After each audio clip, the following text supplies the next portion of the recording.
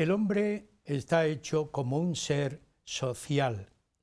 Cuando hablamos nosotros del hombre como ser social, siempre hacemos referencia a una institución, a unas instituciones en donde se mueve toda la actividad social y política de la persona, por la cual se le considera indiscutiblemente el animal social por excelencia. Cuando pensamos en instituciones políticas, también pensamos en unas formas muy variadas que han ocurrido a lo largo de la historia.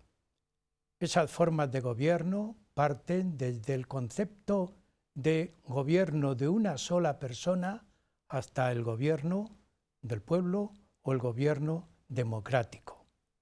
En Huella de nuestro tiempo, hoy vamos a presentar una de las formas de gobierno más inusuales en la historia de España, la forma de república. Hoy, ante ustedes, solamente debatiremos la Primera República.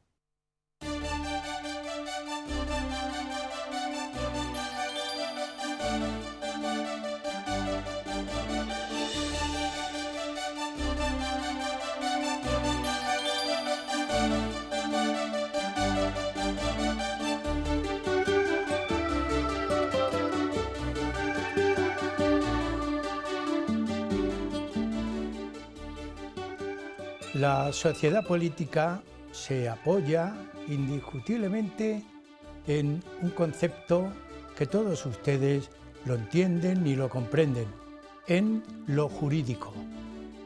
Cuando hablamos de esas dos posturas que debe tener el poder político, siempre estamos haciendo referencia, cuando se accede al poder es porque hay un proyecto común. Cuando se mantiene el poder es porque se sigue ese proyecto común. Hoy en nuestro programa nosotros vamos a resaltar un proyecto común que hubo en la historia de España. La historia de España se ha movido desde lo que es el gobierno de una monarquía, pasando por la república hasta la época actual, que estamos en una democracia. Pero queremos destacar un periodo histórico, un periodo de importancia trascendental para la época moderna española, para la historia de la época moderna española. Nos vamos a centrar fundamentalmente en el final del siglo XIX. En esta época aparece un cambio, una nueva estructura de gobierno, la República. También se va a volver a repetir en el primer tercio del siglo XX. Primera y Segunda República son hechos históricos importantes en la vida nacional de España. Hoy solamente vamos a presentarles a ustedes sobre la Primera República. Para tratar el tema siempre tenemos en el estudio a un especialista.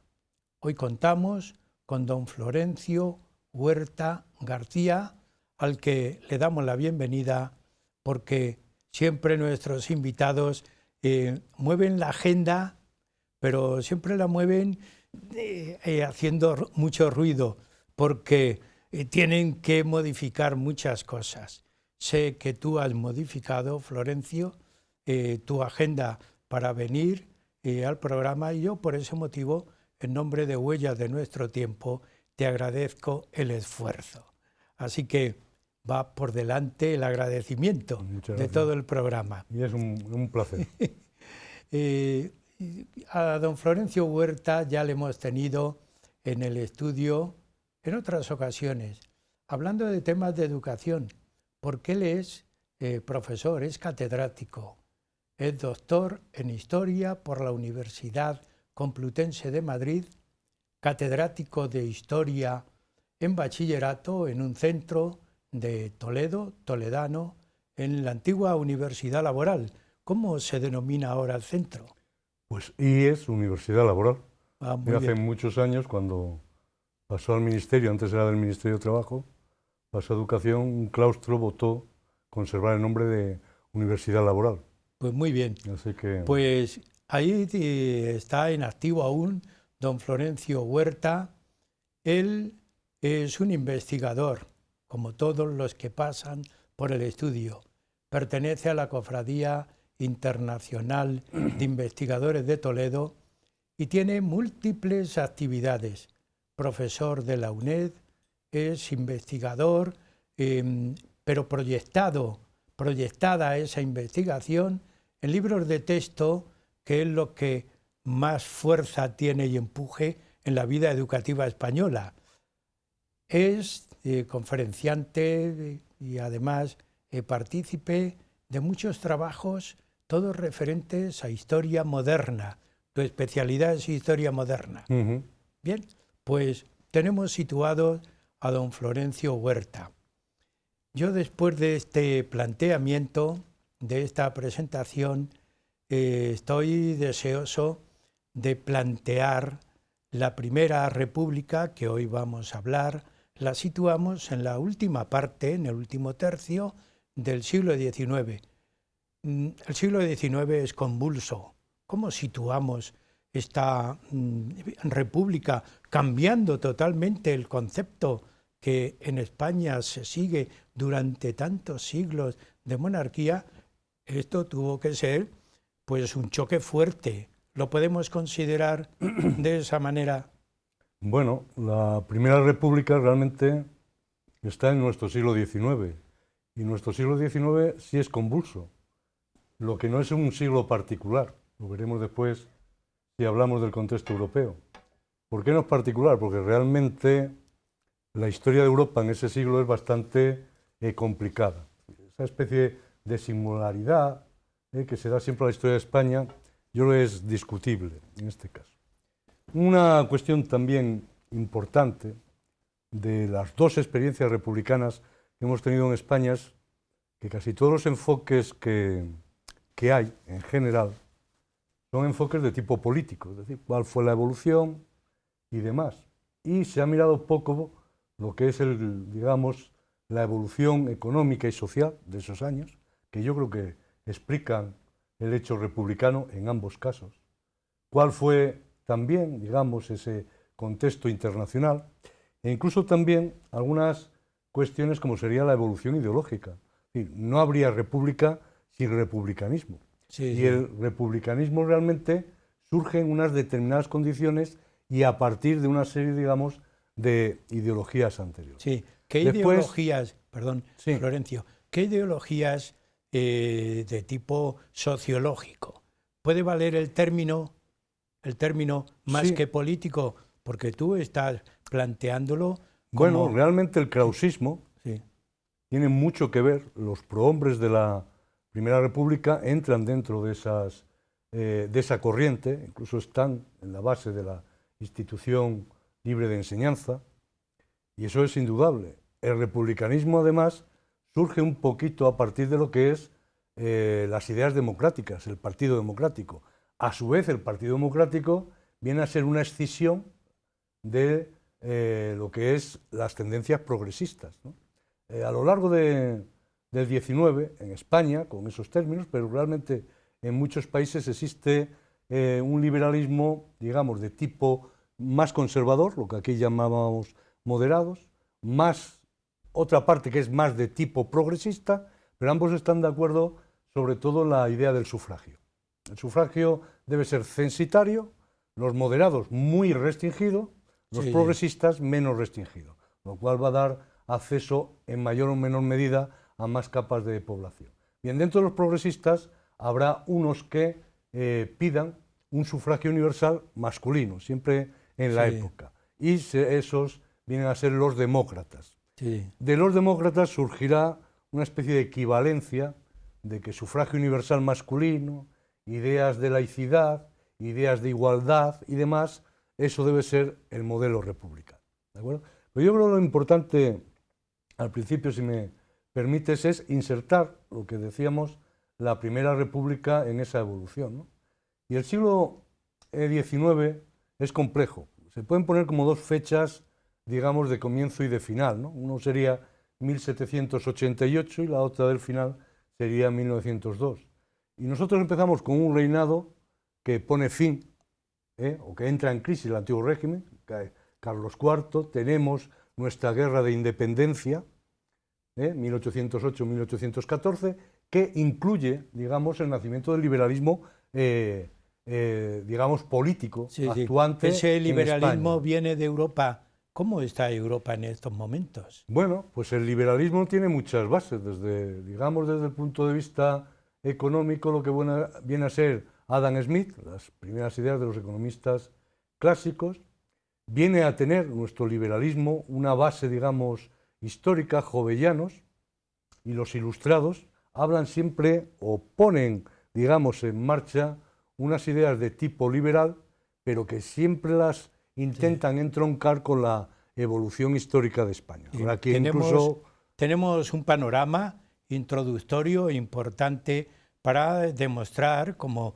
nos estás exponiendo, que el idealismo está manejado, vamos a utilizar términos un poco más vulgares, por esas ideas no solamente políticas, sino de otro matiz económico y matiz... Bueno, siempre que se habla del liberalismo, siempre se diferencia un liberalismo político, con una serie de ideas, y un liberalismo económico. Realmente en Cádiz, quienes triunfan, entre comillas, en buena parte en la Constitución de 1812, nuestra primera Constitución, son jovellanistas, aunque Jovellanos muere en esos años, y los jovellanistas están muy preocupados porque el liberalismo no imite tanto las formas de, digamos, doctrinarias que se están dando en el liberalismo francés, ni sea un calco de lo que viene a ser las ideas, pues, de un Locke o, digamos, de la evolución política de tipo liberal que lleva Inglaterra desde la Revolución Gloriosa. Entonces, ¿qué es lo que hacen? Pues, fundamentalmente, españolizar o darle una base, digamos, española a ese liberalismo. Otra cosa es la evolución de ese liberalismo y los modelos que va a seguir o imitar ingleses progresistas. Lo iremos viendo a lo largo del programa, pero también como una forma de introducir, cuando hablamos de república, hay opiniones, algunas muy afectivas. Eso es un desastre, eso es, enseguida se da una interpretación, si queremos, callejera, muy humana, muy personal, muy particular o peculiar. Cuando hablamos de república, ¿a qué nos referimos? Pues yo creo que cada persona en general, si me hablas a nivel un poco de calle, habla de una cosa distinta o tiene en la cabeza cosas muy distintas, ¿no? El término república realmente viene de res pública, y res pública son los asuntos públicos. Incluso si uno mira documentación incluso de la presencia española en América, se habla de la República de los Españoles, es decir, de los asuntos concernientes a los españoles, y de la República de los Indios. No tiene el concepto de, digamos, de sistema político. A lo largo de la Edad Moderna, la República ya aparece, prescindiendo de todo lo anterior, lo que nos interesa, aparece como un sistema político, pero en casos muy puntuales. Venecia, que realmente entra en decadencia en el siglo XVII, será el caso de Holanda, que se conforma como república, pero muy curiosa porque está presidida, entre comillas, por un estatúder que siempre cae en la misma familia, ¿de acuerdo? Y el cargo, digamos, oficialmente no es hereditario, en la práctica son miembros hasta el siglo XVIII de la familia de los Orans. Existe después el caso de la República Suiza. Suiza es un caso curioso, es un territorio geoestratégicamente importante que, en vez de pelearse los vecinos, se ponen de acuerdo en que no sea para nadie, que sea perpetuamente neutral, y eso les permite hacer una confederación de cantones, de valles y tal. Pero en general la república tiene mala fama en Edad Moderna. Y hay además un caso de república, digamos, diríamos negativa, ¿no? Los ingleses hacen sus revoluciones en el siglo XVII y después de la primera de sus revoluciones, la de 1640, pues acaban con la monarquía de los Estuardos, temporalmente, y impone una república que es la de Cromwell, que es realmente una dictadura que cuando él muere, su hijo va a intentar perpetuarla y el propio ejército, digamos, va a restaurar otra vez a los estuardos. Cuando los ingleses ya definitivamente hagan la Revolución Gloriosa, echarán a los estuardos, es decir, echan esa monarquía, digamos, de tendencia absolutista, pero vuelven a pensar en la monarquía, imponen una nueva monarquía. Ese es un poco, digamos, el panorama. Incluso en la mentalidad de los tratadistas está que las repúblicas no sirven para las grandes potencias. Las repúblicas sirven para países chiquititos, para países pequeños. Bien, yo creo que la idea de república la hemos adquirido y vamos a situar la República Española en algo que históricamente tiene un nombre muy llamativo, el sesenio democrático. Primero, ¿qué es un sesenio políticamente, históricamente? Y segundo, ¿por qué se le llama democrático? Bueno, es, digamos, un poco curiosa la evolución. Antes habíamos empezado con esas Cortes de Cádiz, sabemos que después va el reinado de Fernando VII, y es un reinado también, digamos, con altibajos. Periodo absolutista, 1420, trienio liberal, después del pronunciamiento, nuevo absolutismo, y llega después digamos, el nacimiento del liberalismo español simplemente por la vía de la necesidad. Es decir, muerto Fernando VII, lo que aparece es una Isabel II, que es chiquitita, su madre como regente, y necesita apoyos. Si los partidarios del absolutismo, que era lo que había practicado Fernando VII, apoyan a su hermano, al hermano Fernando VII, que van a ser los carlistas, el único apoyo que va a tener son esos liberales que realmente Fernando VII había perseguido. Y eso es lo que explica que el reinado de Isabel II sea un reinado relativamente liberal, es decir, tanto en el periodo de la regencia de María Cristina como en el resto, con una monarquía que no deja de intervenir directamente en política. Bueno, esa monarquía cae con la Revolución Gloriosa de 1868 y ahí es donde surge el sesenio. El sesenio es, digamos, la respuesta democrática a un régimen que se caía. Realmente la sublevación de Topete y de Prim, la primera consecuencia es que Isabel II huye a Francia. Realmente el sesenio son 6 años que se van a producir, se van a desarrollar desde 1868 a 1874, pero son 6 años muy curiosos, porque vamos a tener una monarquía, que veremos la Casa de Saboya. Vamos a tener 2 repúblicas, sin contar el periodo de Serrano, que es la llamada República Ducal. 2 modelos de república. Vamos a tener una guerra colonial, que es la guerra de Cuba. Vamos a tener 2 guerras civiles, y estamos hablando de un periodo de 6 años, que es la guerra carlista, de nuevo otra vez, y la guerra cantonal. Y vamos a tener, digamos, un fenómeno que es el fenómeno revolucionario juntero. En España tuvo mucha tradición, las juntas. Cada fenómeno revolucionario normalmente se traduce siempre en la aparición de juntas revolucionarias que tienden a atomizar el poder. Todo eso en un periodo de 6 años. Realmente la República son 11 meses.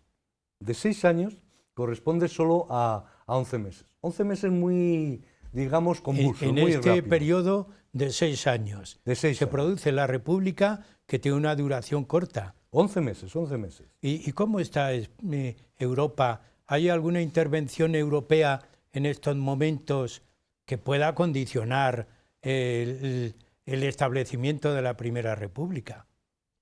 Bueno, yo ahí diferenciaría algunas cuestiones.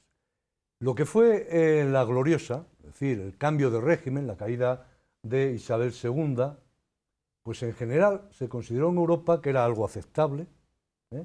Yo sigo un poco aquí el análisis que hace Jover, un libro especialmente yo creo que interesante. Incluso es una revolución, digamos, pacífica. Se produce el fenómeno juntero, pero es poco violenta en general. No hay actos digamos, especialmente violentos. Bien, tras eso, realmente lo que se produce en el sexenio es que va a coincidir el cambio, primero la monarquía, veremos un poco cómo surge, y después el sistema republicano. Pero el sistema republicano es aceptado de peor manera. Realmente, si no me equivoco, en sus comienzos la Primera República solo fue reconocida, digamos, internacionalmente por Estados Unidos, que acaba de salir de su guerra civil, y por Suiza. La mayor parte de los países están en otras cuestiones. El contexto además coincide con una Europa, digamos, que va a estabilizarse. La Europa del XIX es convulsa también. Hay que recordar que desde 1820 a 1848 hay 3 oleadas revolucionarias. Son 3 especies de guadañas que atraviesan Europa. Y la situación, digamos, nos toca un poco competir en una Europa distinta. ¿Qué es lo que ocurre? Gran Bretaña está en la época álgida del victorianismo. Digamos, el victorianismo se suele dividir en 3 periodos. El periodo, digamos, intermedio de 1850 al 76, pues suele ser el periodo, digamos, de la grandeza de Gran Bretaña. La reina Victoria llega, se la proclama emperatriz de la India, es la época de la paz británica, es la época de la alternancia entre Gladstone y Disraeli, entre un liberal y un conservador, las grandes reformas electorales. Se reconocen los sindicatos, creo recordar, el derecho de huelga. ¿Todo eso influye en Europa? Influye mucho, ¿por qué? Pues porque son periodos de estabilidad. En España entramos en un periodo convulso, y en una Europa, Gran Bretaña está así. Francia realmente empieza su estabilidad entonces, ¿de acuerdo? En Francia, realmente hasta 1870-71, la derrota de Sedan, se da el segundo imperio de Napoleón III. Bueno, es un periodo de estabilidad, pero termina con la aplastante victoria de Prusia sobre Francia, la caída de Napoleón, y empieza una república de hecho, no tanto de derecho. En los primeros momentos se produce la Comuna de París de 1871 y se produce el inicio de la Tercera República Francesa. Pero la Tercera República Francesa es muy curiosa, porque sale realmente de unas elecciones donde la mayoría de los diputados son monárquicos. Sí. Y se vota república por un solo voto, y realmente porque los candidatos, entre comillas, monárquicos no se pusieron de acuerdo. El conde de Chambord y el conde de París. Sí.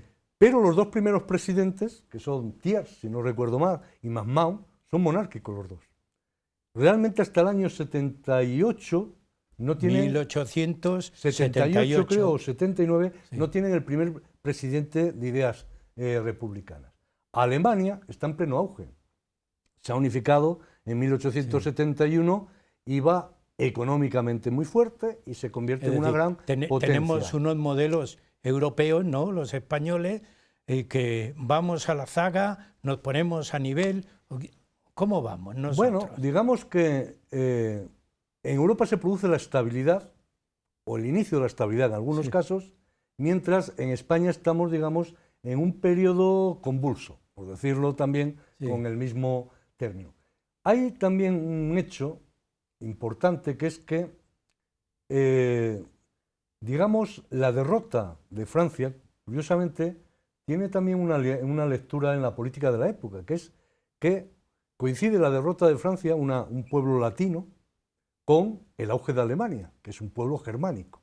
Es esa Europa que en las últimas décadas tiene la idea de que los pueblos germánicos están en auge, son, digamos, los que llevan la civilización europea hacia adelante, y los pueblos latinos, que también estamos en Europa, somos un poquito decadentes y revoltosos. Florencio, ¿influye ahí también ese nacimiento, por utilizar un término, de superación de la economía en el campo técnico, la aparición de la lucha social, de las clases sociales, está influyendo también en Europa?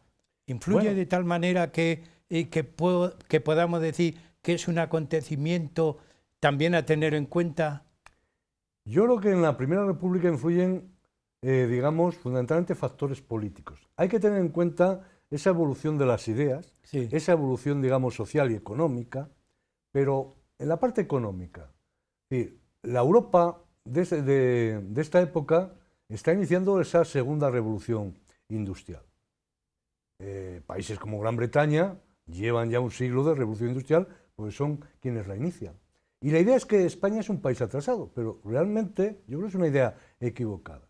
Es decir, España sí es cierto que en esta época una parte de su economía cae en manos de las inversiones extranjeras, que son inversiones, digamos, voraces.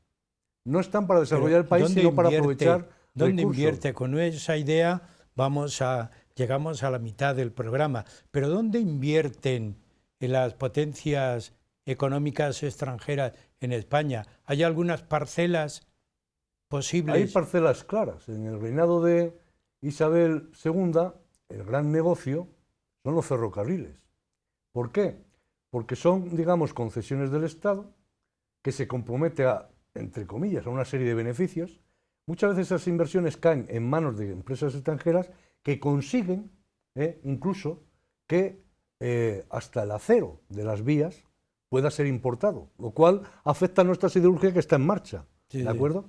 ¿Qué es lo que ocurre entonces? Nosotros tenemos una ley de ferrocarriles, si no me equivoco, es de 1855, aunque realmente nuestro primer ferrocarril es de 1848. Bien, eso es una parte, digamos, del negocio extranjero. Otra parte de las inversiones son más variadas, pero en esta primera época las inversiones van mucho a la deuda pública. España es un país tremendamente endeudado a lo largo del siglo XIX.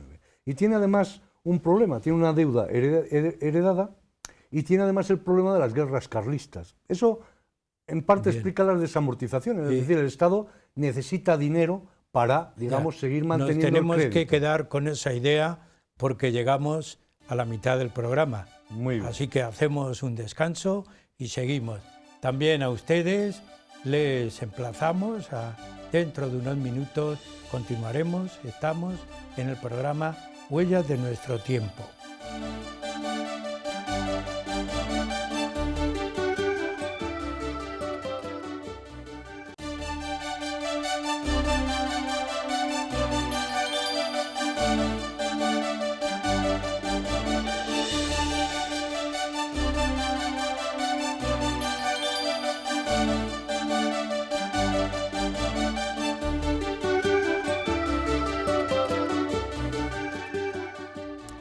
Continuamos en el programa Huellas de nuestro tiempo, que hoy estamos exponiendo y debatiendo, tratando un tema histórico, nos parece, de gran importancia para la historia española, que es el concepto de república. Hoy solamente vamos a ver y estamos tratando la Primera República, final del siglo XIX, y contamos, como les decíamos en la primera parte, con don Florencio Huerta García, especialista en estos temas, doctor en historia, investigador y, por supuesto, nos ha hecho una panorámica de esos conceptos y esas influencias que van apareciendo en Europa y que llegan a España. Yo le voy a preguntar a don Florencio, después del descanso, ¿cómo podemos concretar o por lo menos establecer, aunque sea en un mínimo de ideas? Has hablado del sexenio democrático. Además, en un corto espacio de tiempo has hecho una serie de etapas, diríamos, época convulsa en Europa que va formando realmente una idea de nación europea. Y va apareciendo, nos contabas, también la revolución industrial, que es donde va a permitir que Europa se ponga a la cabeza del mundo. Que, aunque sea brevemente, el sexenio democrático, ¿cómo lo podemos concretar? ¿Cómo podemos especificar de una manera breve este pequeño periodo convulso? Sí, digamos, la evolución política yo creo que es más o menos clara, ¿no? Podríamos establecer, un poco a la hora de plasmarlo, como 4 etapas en lo que es el sexenio.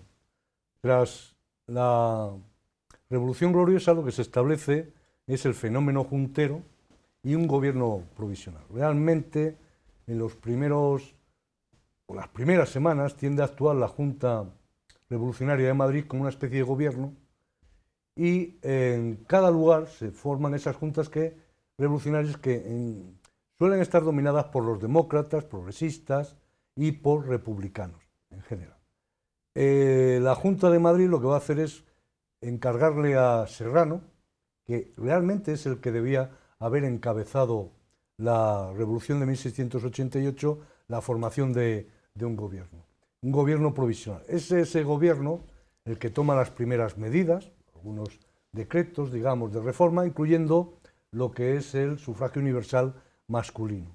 Y se convocan cortes constituyentes. Esas cortes constituyentes van a estar, digamos, ya conformadas en febrero de 1869, y ahí ya, digamos, las Cortes encargan otra vez a Serrano formación de un gobierno ya no provisional, en el cual también seguirá estando Prim, igual que estaba en el provisional. Esa segunda etapa, digamos, ya de unas Cortes constituyentes, van a dar lugar a una constitución, que es una constitución monárquica, ¿de acuerdo? Ahí está todo el gran problema de la búsqueda de un rey para España, que esa búsqueda está en el origen de la guerra franco-prusiana de 1870. Y tras la designación de Amadeo I, cuyo apoyo era Prim, que curiosamente es asesinado unas semanas antes, comienza esa tercera etapa en enero, cuando llega Amadeo, que es la parte de la monarquía. Es una monarquía verdaderamente constitucional. Amadeo, curiosamente, va a estar desde el año 71 hasta el año 73 y realmente es un monarca escrupuloso de no intervenir en la política y mantenerse al margen. Sin embargo, va a fracasar estrepitosamente. Es decir, no se le va a aceptar buena parte del ejército, la aristocracia, es poco popular, los partidos políticos que le apoyan en principio, Sagasta, Ruiz Zorrilla y tal, no los unionistas de Serrano.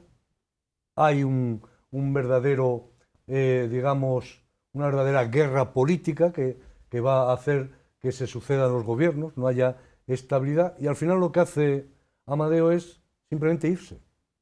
Y cuando se va, hay que decir también, yo creo que es Artola el que dice que es de los pocos estadistas, el rey en este caso, que se fue con lo mismo que trajo.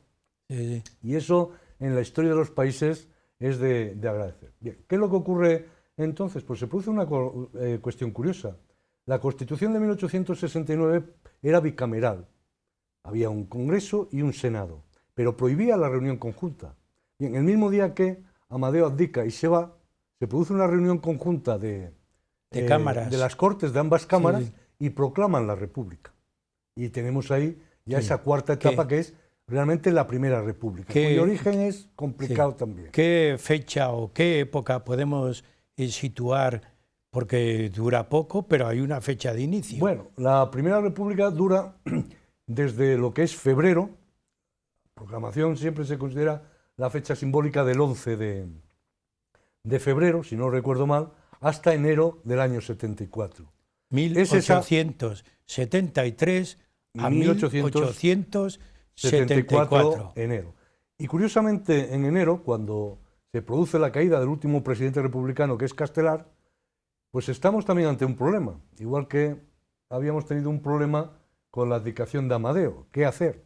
Y lo que se va a producir es que Serrano, que es un político incombustible, político militar, digamos, va a tomar el poder en una especie de república presidencialista, interina, pero que intenta perpetuarse, que dura hasta diciembre del 74. Te quiero hacer un paréntesis, una intuición mía, que yo no soy nada más que lector, no historiador, pero curioso yo he ido viendo que todos los partidos políticos, el Partido Progresista, Liberal, el Partido Conservador, todos están promovidos o encabezados por un militar.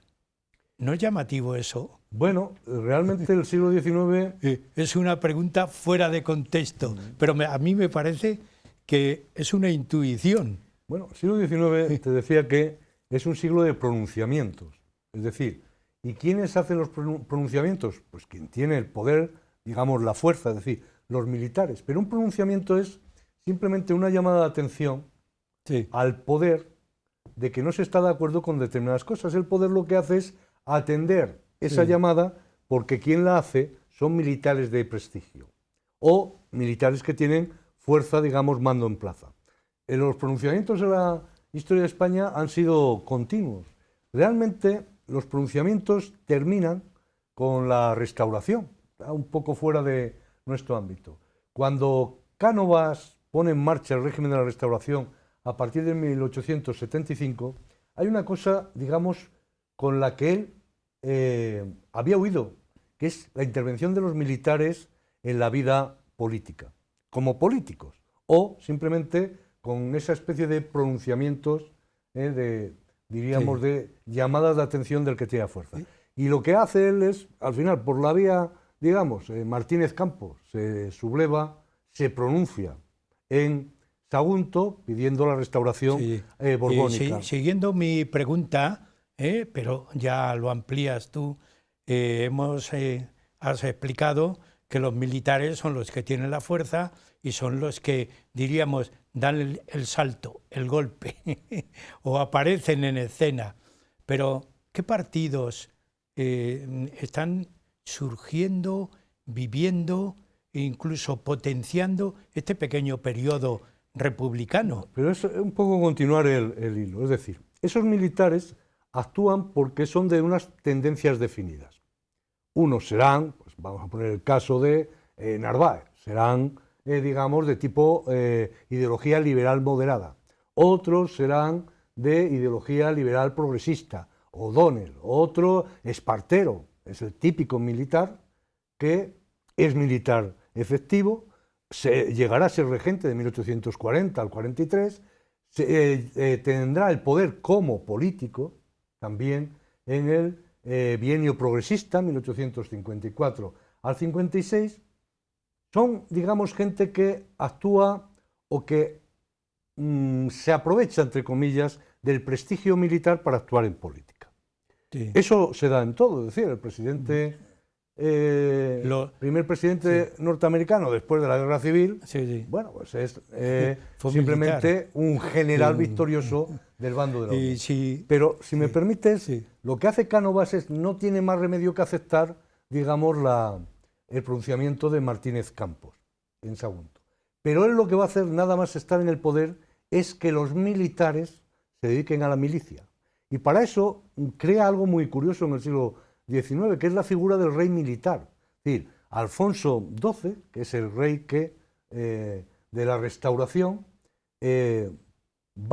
por consejo de Cánovas, va a ser un rey jefe de los ejércitos y no solo es jefe, digamos, es quien controla un poco al ejército. El ejército realmente no va a tener actuaciones militares desde el año 1875 hasta lo que es realmente la dictadura de Primo de Rivera en 1923. Nos vamos a centrar en el periodo 1873-1874.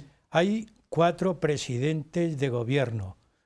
Claro, irían a cada trimestre un presidente.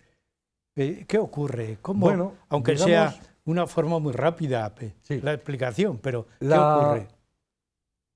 La discusión de la Constitución de 1869 realmente la hicieron los monárquicos, es decir, en aquellas elecciones a Cortes Constituyentes, más de 200 diputados eran monárquicos. Muy poquitos eran partidarios de los Borbones, pero sí eran partidarios de la monarquía como régimen. Los demócratas, que sobre todo su gran rasgo es la defensa del sufragio universal, de forma simplista, más o menos venían a ser un tercio, creo recordar. Los carlistas venían a ser unos 20. Bien. Incluso se produce una escisión de los demócratas y hay una parte de ellos, los llamados cimbrios, en el lenguaje de la época, que son partidarios también de la monarquía. Los que quieren la república, lo que van a hacer es fundar el Partido Republicano Federal. Van a tener líderes como Castelar y sobre todo como Pi y Margal. ¿Qué es lo que ocurre entonces? Que el republicanismo acepta en principio la legalidad. Hemos perdido y la Constitución va a imponer un régimen monárquico. Esa Constitución aprobada por sufragio universal, por unas Cortes elegidas por sufragio universal.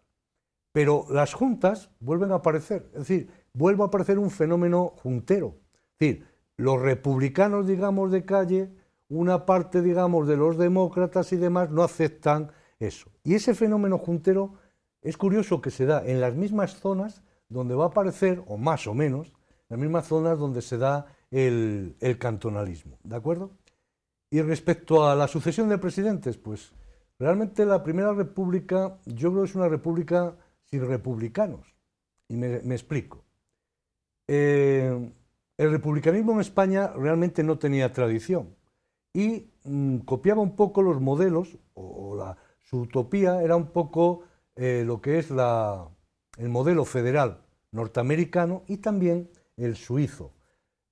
Como en Alemania además se impone, porque ahí sí que es una imposición, la Constitución de 1871, tras la unificación, eligen también el modelo federal.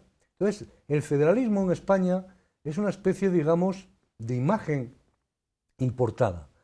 Eso coincide además con la llegada aquí de las teorías o de las ideas de la Primera Internacional, seguidores de Proudhon, que traen también esa idea federal. Pero es curioso que a veces las imágenes no se corresponden con la realidad. El federalismo de Estados Unidos es curioso porque realmente fueron 13 colonias que se convirtieron en estados. Es lo que hay de gente que yo creo que olvida. Esos estados van a hacer sus propias constituciones y formar sus propios gobiernos.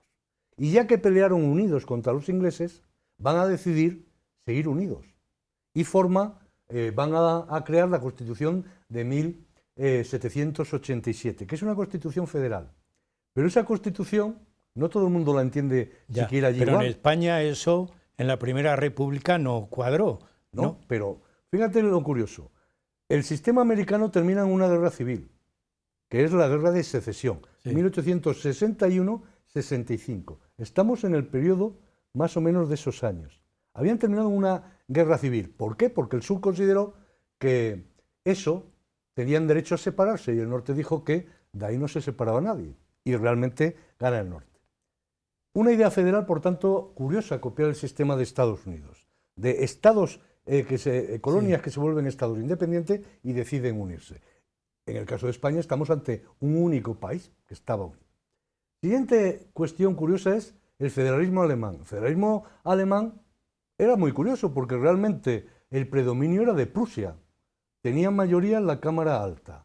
El jefe de gobierno prusiano era a la vez el canciller de toda Alemania. El rey de Prusia era a la vez el Kaiser de toda Alemania. Es más, coincide con la persecución, digamos, de una parte del liberalismo alemán con la llamada Kulturkampf por Bismarck y con la persecución de los católicos en Alemania. Pero no es precisamente un buen ejemplo de federalismo. Florencio, todo eso en España, en ese corto espacio de tiempo, ¿cómo encaja? ¿Cómo se va manifestando con estos 4 presidentes? Porque alguno tendrá su preferencia, ¿no?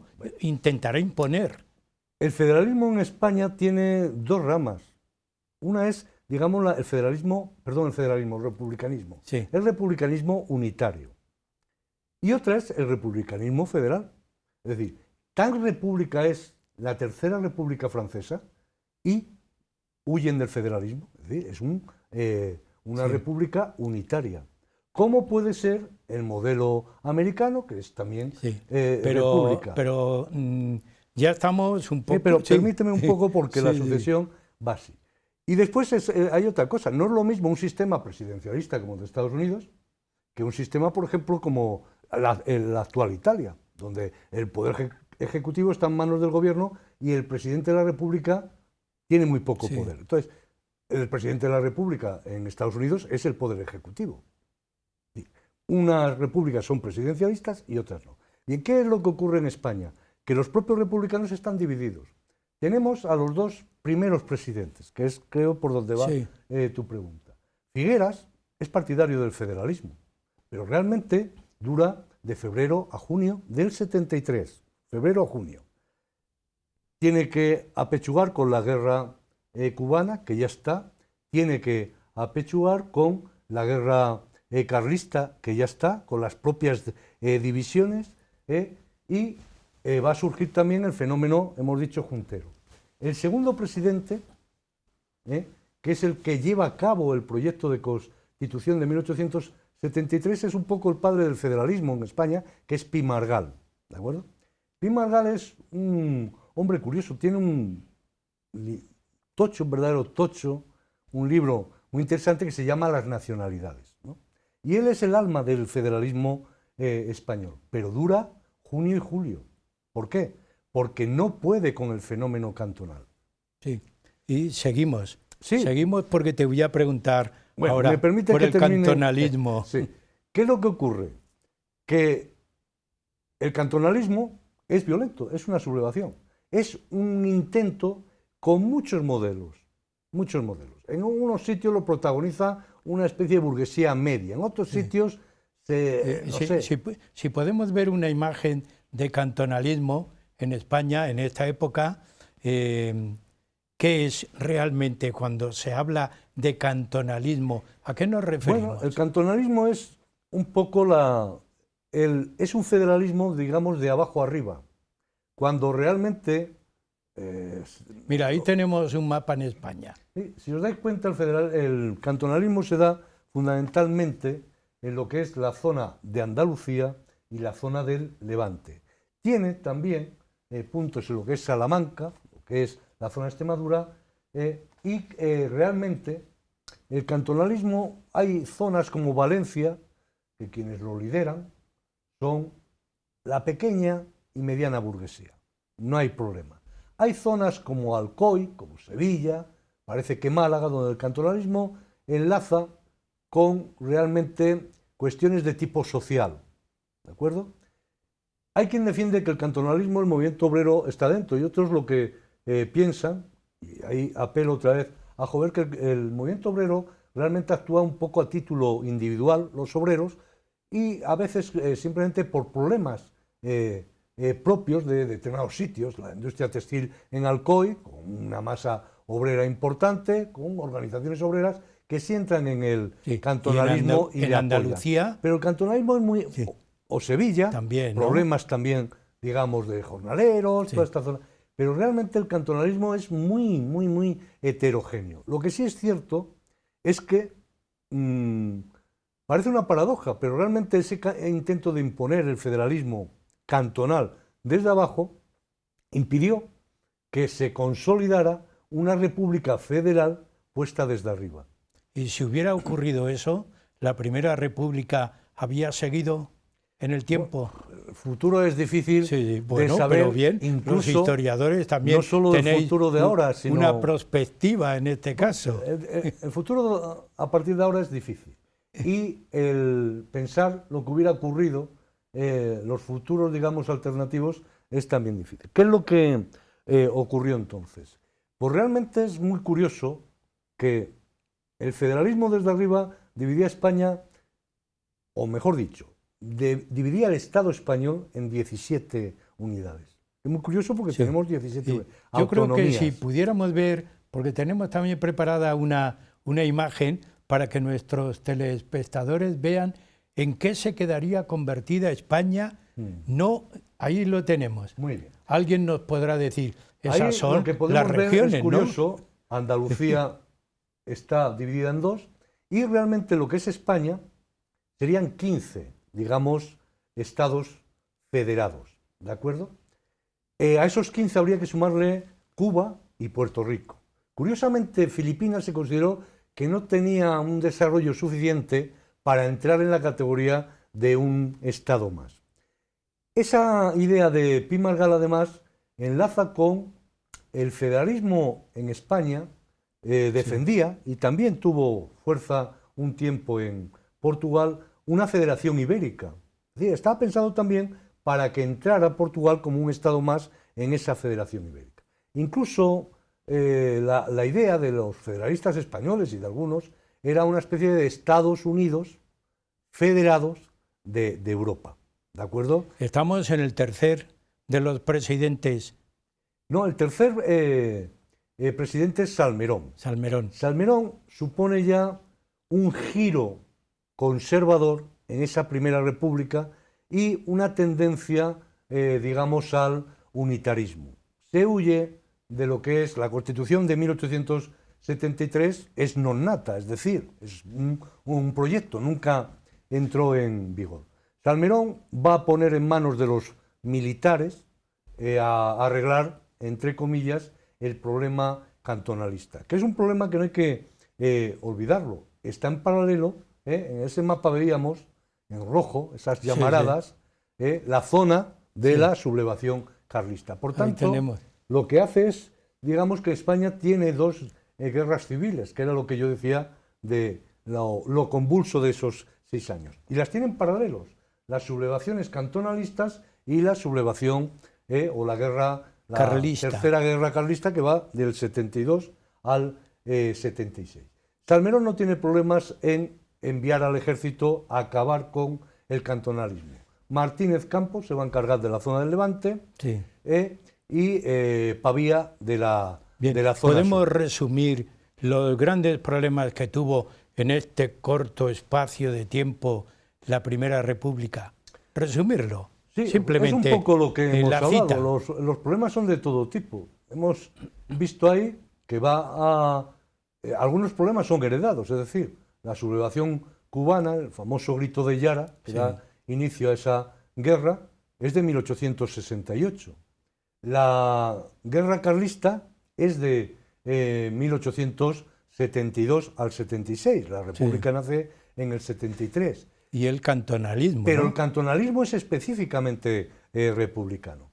La República realmente no conectó con una parte, digamos, de las clases populares que no veían solucionados sus problemas. Hay una frase muy curiosa, no la recuerdo literalmente, yo la leí hace tiempo, de Castelar. Castelar es el último presidente republicano, es profesor de historia en la universidad, lo habían expulsado, digamos, por sus ideas republicanas, creo recordar en el 65, de la Universidad de Madrid, y él como último presidente es también partidario, digamos, de una república unitaria, ¿no?